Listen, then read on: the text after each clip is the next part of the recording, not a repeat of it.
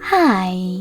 In front of me is TCL for NxtPaper, and today I would like to show you how you can change default apps.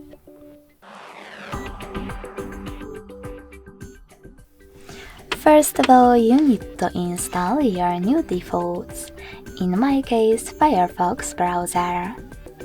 Then go into Devices Settings. Following that, scroll all the way down and click on Apps. Then select the default apps and click on one of those options, in my case Browser app. Lastly, just click on the one that you wish to apply and tap on the back button. So when I do that, as you can see, my browser app has changed.